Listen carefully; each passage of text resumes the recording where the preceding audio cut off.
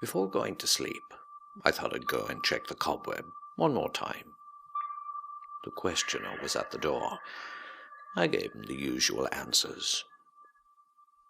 He opened the door and I stepped inside. It was dark in the cobweb, as usual, just a few small sparks far off. I heard a faint murmur, so I cupped my hands behind my ears and aimed them to amplify the sound. Someone was talking about radiation, telling a story about a relative that lived a long time ago and understood things that you never hear anyone talk about anymore.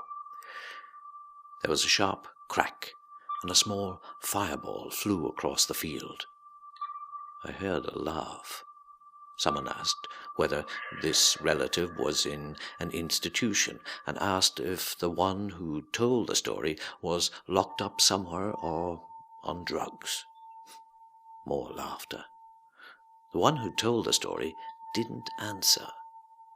The wind hummed through the power cells, and I could taste the bitter smell of the sparks in my nose and throat.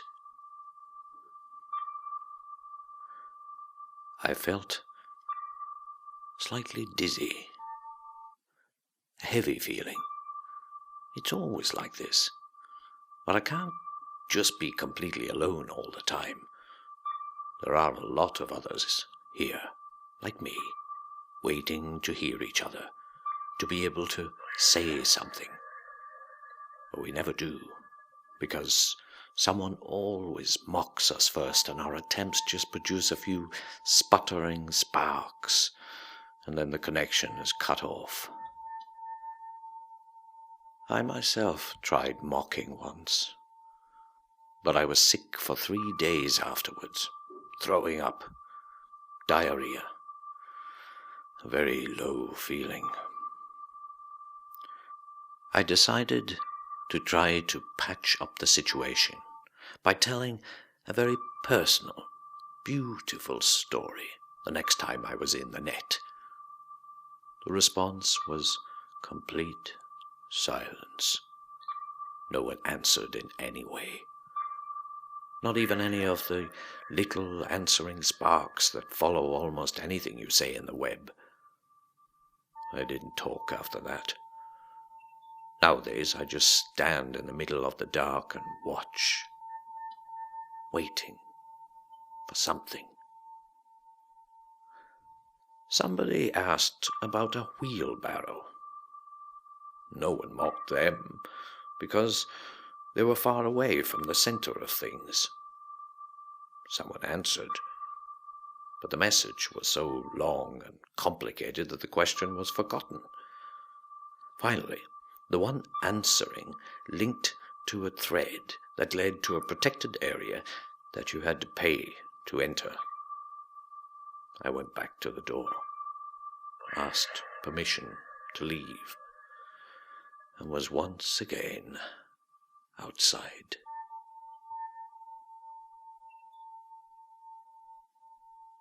That night,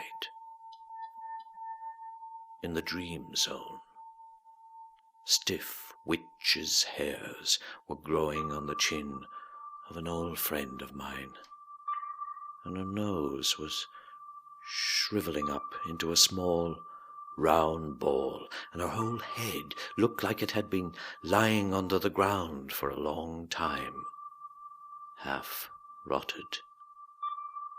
She was living in a monster's cave and suffering a great deal. But she was to blame for all her troubles. Her own choices were the cause of it all. I hugged her and felt her pitifully twisted and thin body. I will never tell her about this dream. She's a successful and distinguished person.